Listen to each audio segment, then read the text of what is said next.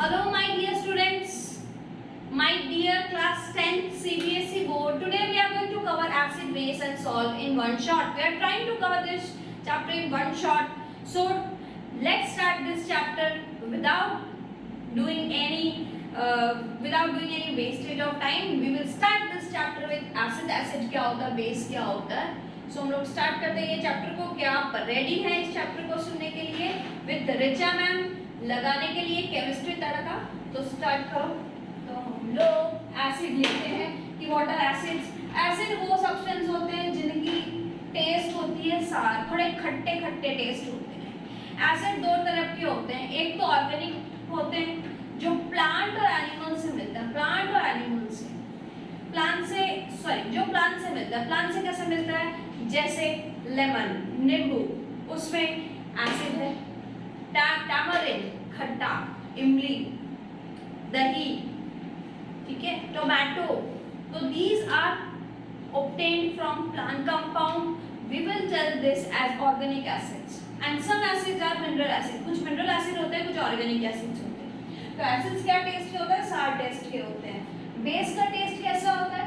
Base का test होता है बिटर टेस्ट. बिटर खारा. ओके.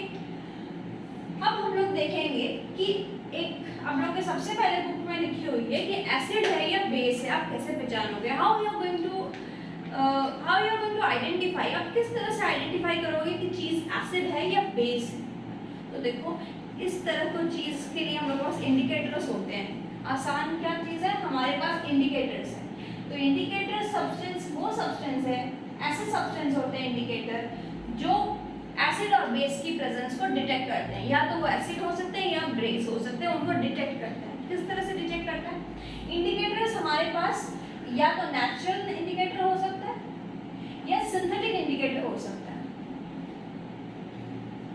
आर्टिफिशियल, सिंथेटिक या नेचुरल. नेचुरल इंडिकेटर्स का एग्जांपल है लिथमस पेपर. लिथमस हम लोग को देखना है. टर्मरिक, रेड कैबेज,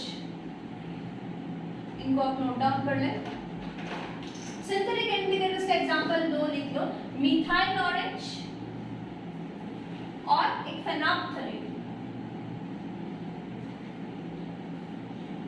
नाउ ये जो इंडिकेटर्स हैं इनका कलर चेंज होता है. बेसिकली एसिड में इसका अलग कलर होता है एंड बेस में कलर अलग होता है. एसिड का कलर जैसे लिथमस की अगर हम लोग बात करें तो लिथमस का पेपर आइदर वो फुल रेड हो सकता है या फुल ब्लू हो सकता है या बीच में से हाफ हाफ हो.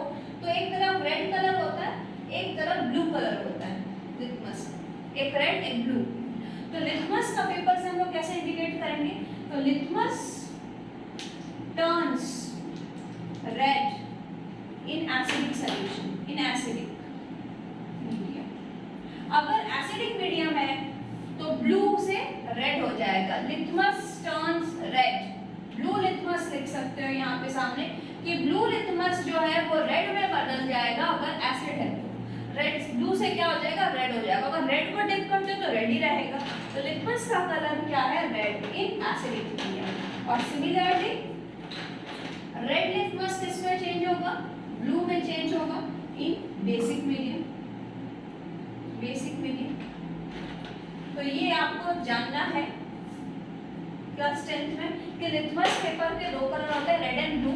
अगर एसिडिक मीडियम है तो ब्लू से रेड जाएगा, अगर बेस है तो रेड से ब्लू जाएगा. ठीक है. एसिड है तो ब्लू टू रेड, बेस है तो red to blue. B for base, B for blue. Base का colour blue, BB. Okay.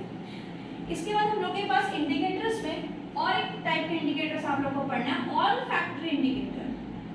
All factory indicator. Olfactory indicators are those indicators whose odor changes, जिसका smell change हो जाता है. Acidic medium में अलग change है, अलग smell है, और बेस मीडियम में अलग स्मेल है. जैसे ये ऊपर वाले इंडिकेटर्स क्या थे? जिसका कलर चेंज हो रहा था. We can detect the presence of acid or base by detecting its color, by noticing its color. But all factor indicators का क्या है? all factor indicators में its odor change. Indicators जिनका whose odor यानी smell change in acid and basic medium, in acidic and basic medium. ये ऐसी substance होती है, ये ऑल्फैक्टरी इंडिकेटर, ये ऑल्फैक्टरी इंडिकेटर ऐसी सब्सटेंस होती है जिसकी ओडोर चेंज हो जाती है. फॉर एग्जांपल लिख लो ऑनियन, प्याज की स्मेल अलग है, एसिडिक मीडियम में अलग होती है, बेस की मीडियम में प्याज की स्मेल अलग होती है. ठीक है. वनीला, क्लोव यानी लौंग. तो ये कुछ एग्जांपल है ऑल्फैक्टरी इंडिकेटर्स के. तो आप लोग को पहली, दूसरी और तीसरी पेज तक ये पढ़नी है. आपकी जो एनसीईआरटी की बुक है उस एनसीईआरटी की बुक में फर्स्ट पेज में लिथमस क्या है और लिथमस के बारे में ये कुछ लिखी हुई है बातें, नेचुरल इंडिकेटर, सिंथेटिक इंडिकेटर्स के बारे में. सेकंड पेज में आपको ऑल्फैक्टरी इंडिकेटर्स के बारे में जानना है. एंड जो नेक्स्ट पेज है उसमें हम लोग देखेंगे कि एसिड्स के रिएक्शन कैसे होता है. How does acid reacts with metal. Third page. तो यानी अब हम लोग रिएक्शंस पर घुस रहे हैं. रिएक्शंस जो बच्चे लोग को पसंद नहीं है, तो आप लोग देखो एटलीस्ट एनसीईआरटी के जो रिएक्शंस है वो तो आप लोग कर लेंगे ना. तो आज मैं सिर्फ तुम लोग को एनसीईआरटी बेस्ड ही करवा रही हूँ. एनसीईआरटी बेस्ड करवा रही हूँ तो उसमें अब हम लोग लिखेंगे कि how does acid reacts with metal. Acid और मेटल का रिएक्शन कैसा है. हाउ डज एसिड और मेटल, यानी अगर कोई मेटल है, मान लो ये मेटल है, इसमें अगर एसिड डाल देते हैं, कोई मेटल का कोई चीज़ है तो उसमें एसिड डालने से उसका क्या असर होता है, क्या रिएक्शन होता है. तो एसिड और मेटल मिल जाने से ये लोग दोनों से एक सॉल्ट बनेगा और एक गैस निकलेगी, that is hydrogen gas. Up arrow का मतलब हाइड्रोजन गैस उड़ जाएगी, हवा में चली जाएगी. तो हम एसिड और बेस मिलके क्या होता है, सॉल्ट और हाइड्रोजन गैस. अब कोई भी एक एग्जांपल ले सकते हो. एसिड की जगह HCl लिख लो, मेटल में जिंक लिख लो, आयरन लिख लो, कॉपर लिख लो, कुछ भी मेटल लिख लो. जो बहुत लो रिएक्टिव मेटल होते हैं वो रिएक्ट नहीं करते, बहुत लो रिएक्टिव जैसे गोल्ड, सिल्वर, वो रिएक्ट नहीं करते. लेकिन जो मेटल मीडियम रिएक्टिव होते हैं वो अच्छे से रिएक्ट करते हैं एसिड के साथ और सॉल्ट बनेगा zinc chloride ZnCl2 plus hydrogen gas evolve होगा. हाइड्रोजन गैस इवॉल्व होगा. तो विच गैस इज इवॉल्व, यहाँ से क्वेश्चन आता है very important. Which gas is evolve when acid reacts with metal. और a substance X is released when metal reacts with acid. तो हम लोग एक सब्सटेंस क्या लिखेंगे, हाइड्रोजन गैस. अब क्वेश्चन आता है कि हाइड्रोजन गैस को कैसे डिटेक्ट किया जाए. How you are going to detect the presence of H2 gas, यानी H2 गैस की कंफर्मेटरी टेस्ट क्या है. टेस्ट क्या है H2. तो H2 गैस को डिटेक्ट कैसे किया जाए. H2 गैस प्रेजेंस कैसे डिटेक्ट किया जाए. अगर H2 गैस जहां से निकल रही है, जिस टेस्ट ट्यूब से जहां से निकल रहा है, उस टेस्ट ट्यूब के सामने अगर मैं एक बर्निंग कैंडल ले आऊं, जलती हुई मोमबत्ती या मैच स्टिक जला दूं वहां पे, तो वहां पे पॉप साउंड होगा. तो पॉप साउंड प्रोड्यूसेस कब, when pop sound produces when a burning candle is brought near it. When a burning candle is brought near the gas. अगर उस गैस के सामने बर्निंग कैंडल ले तो पॉप साउंड होगा. अगर पॉप साउंड नहीं हो रहा है तो समझ जाना कि वो हाइड्रोजन गैस नहीं है, कोई और गैस है, वो रिएक्शन ही कुछ और. तो ये पहला रिएक्शन हुआ, वेरी वेरी इंपॉर्टेंट. क्या गैस प्रोड्यूस होती है, कौन सी गैस की क्या रिएक्शन होती है. अब आता है कि एसिड और मेटल तो है. अब बताओ बेस और मेटल कैसे रिएक्ट करेंगे. वही सेम वे, बेस और मेटल रिएक्ट करने से भी सॉल्ट बनता है और हाइड्रोजन गैस निकलता है. आप लोग के एनसीईआरटी बुक में जो एग्जांपल दी हुई है, मैं वही एग्जांपल करवा रही हूँ. आप लोग के एनसीईआरटी बुक में 4th पेज निकालो, जिंक और सोडियम हाइड्रोक्साइड की दी हुई है. बेस का एग्जांपल लिख लो, सोडियम हाइड्रोक्साइड NaOH, ये है base. Sodium hydroxide strong base है, उसमें मेटल डाल दो जिंक, तो ये दोनों मिलके एक सॉल्ट बनाएगा. ठीक है. जिस सॉल्ट का नाम है सोडियम जिंकेट. क्या नाम है, सोडियम जिंकेट. ठीक है, सोडियम जिंकेट Na2ZnO2. जिंकेट है ZnO2 जिसकी वैलेंसी है 2, तो Na2ZnO2. This is sodium zincate और हाइड्रोजन गैस प्रोड्यूस. लिख लें, sodium zincate Na2ZnO2, sodium zincate और हाइड्रोजन गैस प्रोड्यूस होगा. यहाँ नीचे नाम लिख लो, सोडियम जिंकेट. ये बुक में आपका एग्जांपल दिया हुआ है बेस के साथ मेटल, और ये ऊपर एक्टिविटी के मेथड से बुक में एक्सप्लेन की हुई है। अब आप जब बुक खोलोगे आपको ये पढ़ना काफ़ी आसान हो जाएगा, ये जब आप रीडिंग करके जाओगे, ये समझ के जाओगे। नेक्स्ट रिएक्शन है, तो ये आपका रिएक्शन हुआ जब एसिड और मेटल मिलता है तो क्या होता है। अब हम लोग देखेंगे कि एसिड के साथ जब मेटल कार्बोनेट मिलता है तो क्या होता है। Next reaction number 2, this is your first reaction. Number 2 reaction, second reaction is जब एसिड के साथ मेटल कार्बोनेट जुड़ता है, मेटल का कार्बोनेट CO3 लाइक Na2CO3, सो एसिड के साथ मेटल कार्बोनेट बनता है तो क्या बनता है, क्या क्या प्रोडक्ट्स होते हैं। तो इनके प्रोडक्ट्स होते हैं सॉल्ट, वाटर और गैस है CO2 gas. Very important, which gas is relieved when acid reacts with metal carbonate. तो आपका कौन सा होगा, सॉल्ट, वाटर और CO2। और एक आता है ये एक और आपका हो सकता है कि एसिड के साथ मेटल हाइड्रोजन कार्बोनेट अगर है, मेटल हाइड्रोजन कार्बोनेट रिएक्ट करता है तो कौन सा प्रोडक्ट होता है। तो एसिड के साथ जब मेटल हाइड्रोजन कार्बोनेट रिएक्ट करता है तो प्रोडक्ट्स भी सेम होते हैं, सॉल्ट, वाटर और CO2 गैस रिलीज होता है। अब इनका एग्जांपल देख लेते हैं। एग्जांपल एनसीईआरटी में किस तरह से दिया हुआ है। एनसीईआरटी का example HCl gas, HCl acid है, मेटल कार्बोनेट में सोडियम कार्बोनेट दिया हुआ है Na2CO3, ये है metal carbonate Na2CO3 metal carbonate, ठीक है। अब इनका रिएक्शन कैसे होगा, सॉल्ट बनेगा NaCl, वाटर H2O निकलेगा और साथ ही CO2 गैस निकलेगा। सॉल्ट, वाटर, H2O, इसको बैलेंस करना जरूरी है। देखो 2 सोडियम, अगर आपने 2 सोडियम कर देते, 2 क्लोरीन, 2 क्लोरीन कर देते, हाइड्रोजन 2, हाइड्रोजन 2, ऑक्सीजन कितने, 1 और 3, 3 हाइड्रोजन, बस बैलेंस हो गया ये। तो आपका बुक में भी एग्जांपल है, एसिड HCl लिया है, सोडियम कार्बोनेट, मेटल कार्बोनेट।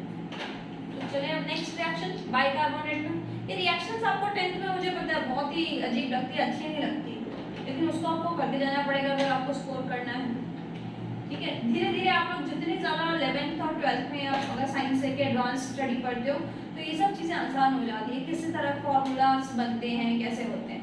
लेकिन 9th 10th में इनिशियली स्टूडेंट्स को लगता है कि very boring, this is not boring, आप इसको समझ के करो। सेकेंड, जब HCl बाइकार्बोनेट, ये A वाला था एग्जाम्पल और ये B वाला एग्जाम्पल है, HCl के साथ मेटल बाइकार्बोनेट मतलब हाइड्रोजन कार्बोनेट NaHCO3, ये है हाइड्रोजन कार्बोनेट, ये रिएक्ट करेगा तो आपका बनेगा NaCl, करेक्ट, NaCl, पानी और CO2, ये लगता है बैलेंस्ड है। देख लो NaCl, water, CO2, 1 sodium, 1 chlorine, H2, देखो बैलेंस्ड। तो ये आपको एग्जांपल्स दिए हुए हैं एनसीईआरटी में, जब मेटल एसिड सोडियम कार्बोनेट से कैसे रिएक्ट करेगा और एसिड बाइकार्बोनेट के साथ कैसे रिएक्ट करेगा। Is it okay? ओके, समझ में आ रहा है तो लाइक कर दो, समझ में आ रहा है तो फटाफट से लाइक कर दो। आगे बढ़ते हैं कि ये गैस की प्रेजेंस कैसे डिटेक्ट होगी। जब देखो पूछ लेता है कि भाई कौन सी गैस निकल रही है और गैस की प्रेजेंस कैसे डिटेक्ट होगी, CO2 गैस की प्रेजेंस डिटेक्ट कैसे, तो CO2 गैस की प्रेजेंस डिटेक्ट कैसे होगी।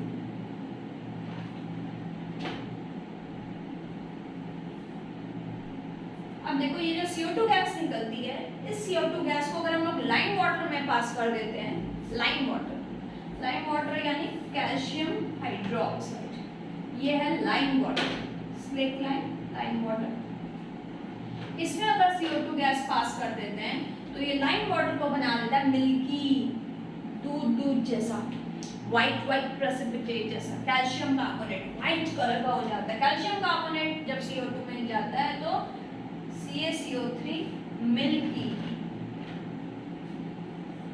तो क्या बन जाता है बताओ फटाफट से, जब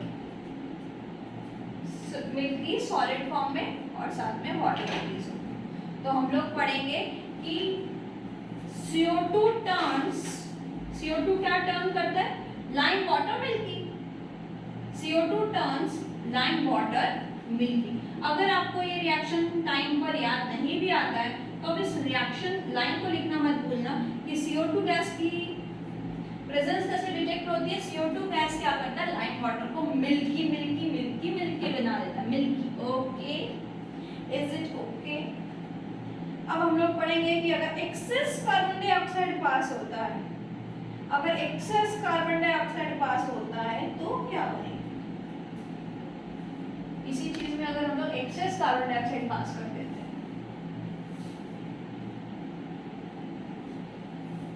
यानी यहाँ कार्बन डाइऑक्साइड तो पास हो रहा है, तब ये मिल्की मिल्की बन रहा है, लेकिन यही कार्बन डाइऑक्साइड इसमें अगर एक्सेस पास हो जाता है, ज्यादा पास हो जाता है, तो क्या होना है? तो यही कैल्शियम कार्बोनेट यहाँ पे और कार्बन डाइऑक्साइड पास हो जाएगा, तो क्या होगा? सन में वाटर है, वाटर, तो ये बन जाएगा कैल्शियम हाइड्रोजन कार्बोनेट, जो कि सॉल्युबल इन वाटर हो जाता है, फिर अल्टीमेटली पानी में ये घुल जाता है। तो पहले क्या हुआ? CO2 लाइम वाटर को मिल्की बनाया इनिशियली, ये बना। अब यदि हम ज्यादा कार्बन डाइऑक्साइड पास करेंगे तो वो डायरेक्टली सॉल्युबल हो जाता है, घुल जाता है। तो यानी नोटिस करना बहुत जरूरी है, slow, step by step. First ये नोटिस करेंगे slowly, then you will notice this one. So this is finished कि एसिड कैसे रिएक्ट करता है मेटल कार्बोनेट और हाइड्रोजन कार्बोनेट के साथ। अब हम लोग देखेंगे कि एसिड और बेस एक दूसरे के साथ भिड़ेंगे। अब भिड़ेंगे मतलब लड़ाइयाँ हैं, सबसे बड़ी लड़ाइयाँ हैं, एसिड बेस, एसिड बेस, यानी एसिड बेस एक दूसरे से कैसे रिएक्ट करता है। एसिड और बेस, जो चैप्टर का नाम है एसिड बेस, एसिड और बेस रिएक्ट करके पता है क्या होता है? एसिड बेस की स्ट्रेंथ को काट देता है, बेस एसिड की स्ट्रेंथ को काट देता है, दोनों एक दूसरे की स्ट्रेंथ को काट के एक न्यूट्रल सॉल्ट बनाता है, सॉल्ट बन जाता है, न्यूट्रल प्लस वाटर। क्या बनता है? Salt plus water, acid base giving salt plus water. ये रिएक्शन बच्चों को बहुत याद होती है, तो आप भी जल्दी से याद कर लो। एसिड और बेस मिलके क्या बनती है? Salt water. इस रिएक्शन का नाम होता है न्यूट्रलाइजेशन रिएक्शन, न्यूट्रलाइजेशन रिएक्शन। तो अगर क्वेश्चन आता है व्हाट इज न्यूट्रलाइजेशन रिएक्शन, तो when acid reacts with base it gives salt and water, easy. When acid reacts with base it gives salt and water, this is neutralisation reaction. ये neutralisation नाम क्यों दिया है यार? देखो नाम उसी के कारण दिया, उस नाम में कोई मतलब होता है। तो न्यूट्रल सॉल्ट बन रहा है ना, सॉल्ट एक न्यूट्रल है ना, वो एसिडिक है ना बेसिक है, तो सॉल्ट न्यूट्रल, इसलिए इसका नाम न्यूट्रलाइजेशन रिएक्शन। अब इसका एक रिएक्शन करना तो बहुत ही जरूरी है। तो यहाँ HCl ले लो, यहाँ सोडियम हाइड्रोक्साइड ले लो, इनका NaCl सॉल्ट बना दो। इतनी देर में ये तो समझ में आ गए होंगे कि सोडियम क्लोराइड एक सॉल्ट है, NaCl सॉल्ट बन गया और बचा क्या? H, ये मैंने क्या कर दिया? बेस सोडियम हाइड्रोक्साइड, NaCl और H2O, तो salt and water, finish. Acid base reaction, neutralisation. इसके बाद वाला रिएक्शन ये हो गया C number. D number reaction, acid, sorry, अब नेक्स्ट रिएक्शन करते हैं कि एसिड मेटल ऑक्साइड के साथ कैसे रिएक्ट करता है। मेटल ऑक्साइड, मेटल ऑक्साइड यानी मेटल का oxide, sorry, acid HCl, metal oxide यानी जिंक ऑक्साइड या कैल्शियम ऑक्साइड या कॉपर ऑक्साइड, मेटल का ऑक्साइड। और मेटल ऑक्साइड के नीचे लिख देती हूँ बेसिक नेचर का होता है ये मेटल ऑक्साइड। अभी याद कर लो क्योंकि ये चैप्टर 3, चैप्टर 4, चैप्टर 5 सब में आएगा। मेटल ऑक्साइड का नेचर क्या है? Basic nature. Metal oxide basic nature, metal oxide basic nature, non metal oxide acidic nature. Metal का ऑक्साइड बेसिक नेचर का होता है। अब बताओ ये एसिड है, ये बेस है, एसिड बेस मिलके क्या बनेगा? वही सॉल्ट वाटर। ये एसिड, ये बेस, तो सॉल्ट क्या बनेगा? Zn क्लोराइड का सॉल्ट बनेगा ZnCl2, जिंक की वैलेंसी 2, क्लोरीन की वैलेंसी 1, तो ZnCl2 साथ में H2 बन गया। लिख लो। आप लोग के एनसीईआरटी बुक में कोई एग्जांपल नहीं दिया हुआ है, शायद कॉपर क्लोराइड का वो समझाया हुआ है कि कॉपर क्लोराइड कैसे रिएक्ट करता है। तो कॉपर क्लोराइड का सिर्फ वर्ड्स में लिखा हुआ तो हम लोग लिख ही लेते हैं कॉपर ऑक्साइड के साथ। ये भी एक बेसिक मेटल ऑक्साइड है, metal oxide zinc oxide, metal copper है, ऑक्साइड जिंक मेटल है, ऑक्साइड। तो ये कॉपर क्लोराइड का आपकी बार सॉल्ट बनाएगा CuCl2 प्लस 40। तो what is the nature of metal oxide? आप बंद करके बोलो, देख के नहीं बना। मेटल ऑक्साइड का nature, no cheating, metal oxide की नेचर है बेसिक, मेटल ऑक्साइड की नेचर है बेसिक। और नॉन मेटल ऑक्साइड की नेचर बताओ। नॉन मेटल ऑक्साइड की नेचर है acidic nature, acidic nature. Non metal का एक एग्जांपल बोलो तो देखिए, क्लास 8 में आप लोगों ने किया था नॉन मेटल मेटल। तो नॉन मेटल का एग्जांपल कार्बन, सल्फर, नाइट्रोजन। तो carbon dioxide non metal oxide हो गया, nitrogen dioxide, sulphur dioxide, sulphur transfer, non metal के साथ ऑक्साइड। तो दिस इज फिनिश, सारे रिएक्शन हो गए, बच गए। अब नेक्स्ट, सारे एसिड्स में क्या क्या कॉमन है। नेक्स्ट टॉपिक पे जा रहे हैं। जिनका हुआ है उनको तो अच्छे से समझ में आ रहा होगा, समझ में आ रहा है तो कमेंट भी कर दो कि एकदम क्लियर हो रहा है और क्या क्या चाहिए, क्या मटेरियल चाहिए और किस चीज़ की वीडियो चाहिए, एक मोटिवेशन मिलता है इससे। सब्सक्राइब करो अपने इस चैनल को, सब्सक्राइब करो और शेयर करो अपने फ्रेंड्स के साथ, शेयर जितने शेयर कर पाओ। नेक्स्ट हम लोग करेंगे कि हाउ एसिड के साथ क्या कॉमन है, what does all acids have in common।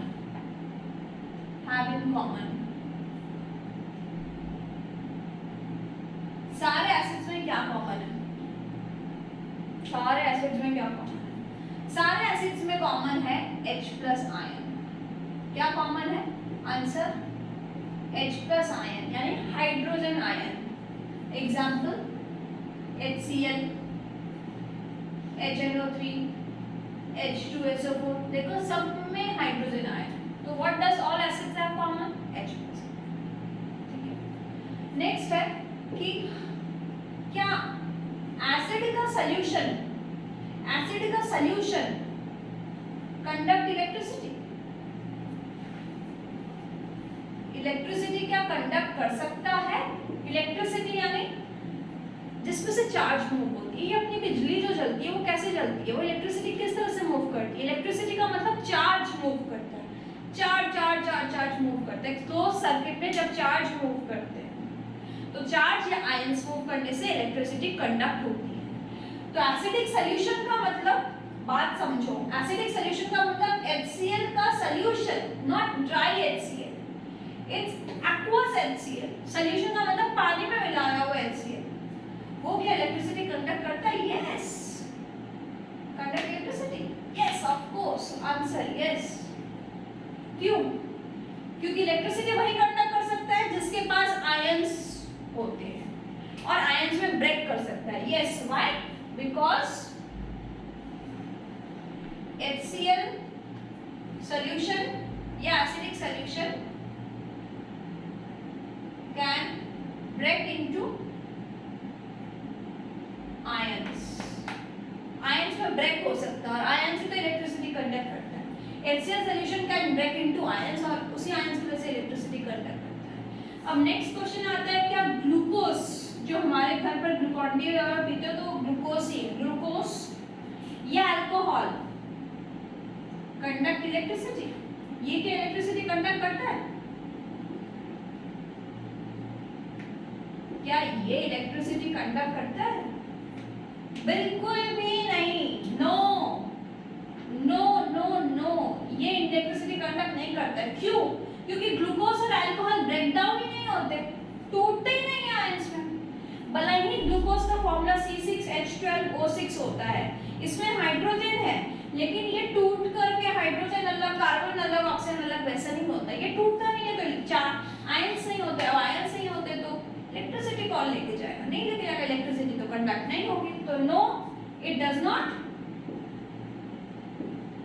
produces या gives ions in solution, solution में ions ही नहीं देता तो इलेक्ट्रिसिटी कंडक्ट कहाँ से?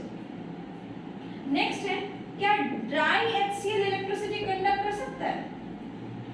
ड्राई एसिड अभी समझाई थी, देखिए याद रखिए, क्या ड्राई कोई भी चीज इलेक्ट्रिसिटी कंडक्ट कर सकती है? सूखी सूखी चीज? बिल्कुल नहीं, बिल्कुल नहीं। ड्राई HCl कंडक्ट इलेक्ट्रिसिटी नहीं कर सकती। अगर वो पानी के फॉर्म में है तभी इलेक्ट्रिसिटी कंडक्ट कर सकती है। गुड क्वेश्चन, गुड क्वेश्चन, दिमाग में अच्छा क्वेश्चन आ रहा है। आप लोग यही सोच रहे हो ना, क्या हमारे इधर जो इलेक्ट्रिसिटी मूव कर रही है वो ड्राई है? ये एक्वस पानी है क्या? नो। इलेक्ट्रिसिटी दो फॉर्म में कंडक्ट हो सकती है। एक मेटालिक फॉर्म में जो मेटल लेके जाती है, कॉपर की तार, मेटल खुद जो सॉलिड में भी इलेक्ट्रिसिटी कंडक्ट करता है, और दूसरा होता है ये इलेक्ट्रोलाइट बोलते हैं। ये लोग सिर्फ पानी में ही इलेक्ट्रिसिटी कंडक्ट कर सकते हैं, एक्वस सॉल्यूशन या मोल्टेन गले हुए स्टेट। तो दो टाइप की इलेक्ट्रिसिटी होती है। एक तो घर में जो इलेक्ट्रिसिटी फ्लो होती है वो मेटल से होती है, मेटल से, वो सॉलिड फॉर्म में भी हो सकती है। लेकिन ये जो HCl, NaOH हो गया, सॉल्ट हो गया, ये लोग सिर्फ एक्वस फॉर्म में हो सकती है, पानी में डाला हुआ। तो ये क्या dry HCl conduct electricity? No no no no no no no no. क्यों? Because dry HCl does not give H plus ion, H plus ion ही नहीं देगा, आयन से नहीं प्रोड्यूस करेंगे तो इलेक्ट्रिसिटी कंडक्ट नहीं होगा। खत्म कहानी, हो गया फिनिश। अब हम लोग इनके बाद देखेंगे कि देख तो लिए कि एसिड क्या कॉमन छोड़ता है? H plus आयन कॉमन है। बेस के पास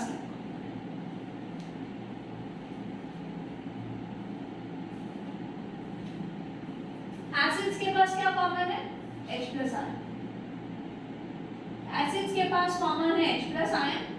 जैसे ये क्या करता है?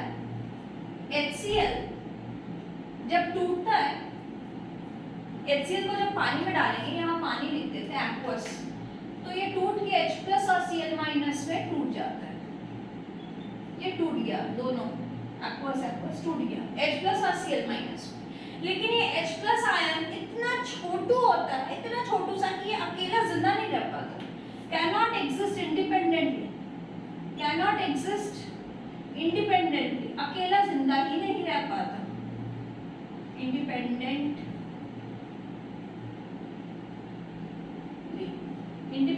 नहीं रह पाता। तो इंडिपेंडेंटली नहीं रह पाता तो ये क्या करता है? फट करके पानी के साथ जुड़ जाता है, और पानी के साथ जुड़ के बनता है H3O plus ion. Very very important, hydronium ion, hydronium ion. तो अल्टीमेटली क्या हो रहा है यार यहाँ पे? पहले ये तोड़े फिर पानी में जोड़े, वो ये रहा है कि HCl को पानी में डाल दो तो इससे जो H plus टूटेगा वो पानी के साथ दोस्ती कर लेगा। इसका H plus पानी के साथ दोस्ती करके H3O plus बनेगा, और ये क्लोराइड अलग। तो ये दो स्टेप में मैंने दिखाया, ये सिंगल स्टेप में आप समझ सकते हो कि क्या होगा। ठीक है, तो एसिड का कॉमन है H plus, कोई भी अगर एसिड टूटता है तो H plus बनता है। अब ये H plus इतना छोटा होता है कि वो पानी के सॉल्यूशन में पानी से कंबाइन होके H3O plus बन जाता है। ये दो स्टेप है, या आप एक ही स्टेप में समझ लो कि एसिड जब पानी में जाता है तो इसका H plus पानी से कंबाइन होकर H3O plus और Cl माइनस बन जाता है। नेक्स्ट है कि बेस में क्या कॉमन है? बेसिस में क्या कॉमन है? बेसिस में कॉमन है hydroxide, OH minus. Example sodium hydroxide, देखो OH minus hydroxide, calcium hydroxide, magnesium hydroxide. अब इसी में एक चीज आप लोगों को दिया हुआ है कि अल्कली क्या होता है? अल्कली वो सब्सटेंस है, अल्कली वो सब्सटेंस है जो, अल्कली वो सब्सटेंस है, ध्यान से सुनो, जो पानी में डिसॉल्व हो जाता है, जो पानी में घुल जाता है। जैसे बेस, ऐसे बेस जो पानी में डिसॉल्व होता है। Basis which are soluble in water, which are soluble in water। जो पानी में अच्छे से डिसॉल्व हो जाए वो बोलते हैं एल्कली। जो बेस पानी में घुल जाए, ठीक है, जैसे example sodium hydroxide, sodium hydroxide dissolve हो जाएगा, पोटेशियम हाइड्रोक्साइड डिसॉल्व हो जाएगा। जो बेस वाटर में डिसॉल्व हो जाए उनको बोलते हैं एल्कली, और जो डिसॉल्व नहीं होगा उनको एल्कली नहीं बोलेंगे, उनको सिंपल बेस बोलेंगे, ठीक है ना। तो ये हो गया आपका एसिड और बेस। लास्ट एक छोटी सी चीज पढ़ाऊंगी, फिर आप भी देखकर बोलोगे कि मैम आज वन शॉट बोली है तो पूरा ही कंप्लीट करवा देंगे क्या।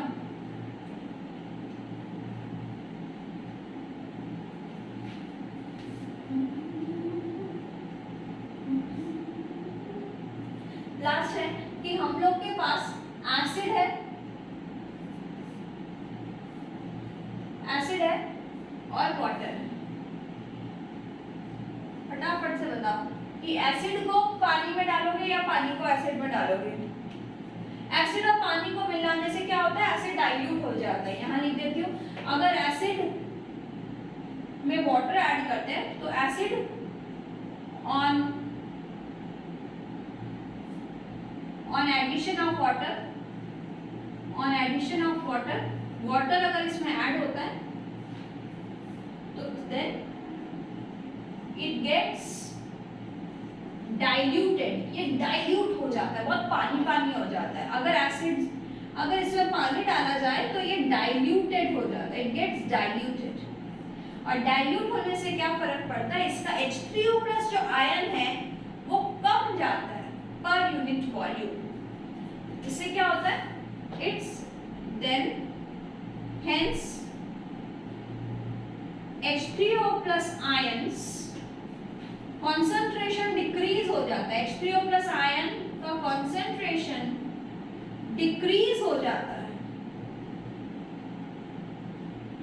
एसिड में अगर हम लोग एसिड को पानी में डाल दो, ठीक है, एसिड को पानी में डाल दो, डाइल्यूट हो गया। डाइल्यूट होने से क्या होता है, H3O+ आयन का जो कंसेंट्रेशन है बहुत कम हो जाता है। H3O+ ion concentration decreases per unit volume. Important कि एसिड को पानी में डालने से क्या कंसेंट्रेशन H3O+ का डिक्रीज होगा कि इंक्रीज होगा, तो डिक्रीज होगा, ठीक है। अब ये वाला मैं समझा रही थी, एसिड को पानी में डालोगे कि पानी को एसिड में डालोगे। बोलो बात तो एक ही, एसिड को पानी में डाल दो या पानी को एसिड में मिला दोगे बस हो जाएगा। नहीं, मिलाने से नहीं होगा, कुछ फट जाएगा, एक्सीडेंट्स हो सकते हैं।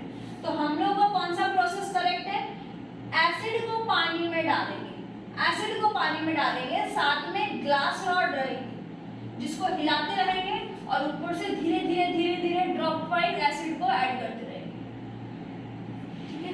अगर उल्टा हम लोग करते हैं, वाटर को एसिड में डालते हैं तो इतना गर्म रिएक्शन हो जाता है, इतना एक्सोथर्मिक रिएक्शन होता है। अगर वाटर को एसिड में डालते हैं तो इतना हाईली एक्सोथर्मिक रिएक्शन है। एक्सोथर्मिक यानी इतनी हीट रिलीज होगी, इतनी हीट रिलीज होगी, high exothermic reaction cause splash out, मतलब जहां हिलाओगे वहां फटफुट मतलब एसिड बाहर निकल के आएगा और मुंह पे आ जाएंगे। स्प्लैश आउट, बीकर जो वो फट सकता है, causing splash outs and Burns हो सकता है, स्प्लैश आउट हो सकता है, मिक्सचर पूरा नष्ट हो सकता है। और ये होने से ठीक है, प्रोसेस करेक्ट है। एसिड को पानी में डालेंगे, ये भी एक्सोथर्मिक है, ये भी गर्म होगा लेकिन उतना ज्यादा नहीं होगा। और वहां पे क्या, पानी का एसिड तो इतना सारा, ऊपर से पानी, बहुत फटाक से रिएक्शन होकर फटने की चांस है। तो which is a correct process, addition of acid to water with constant stirring, stir करते रहेंगे। And why this is not recommended, because this is highly exothermic reaction, it the beaker may blast out, causes splashes and burns। और ये वाला आप लोग को लिखना है, तो यहाँ तक रखो और एक पार्ट में आपका फिनिश हो जाएगा। तो आज की वीडियो हम लोग यहीं एंड करते हैं।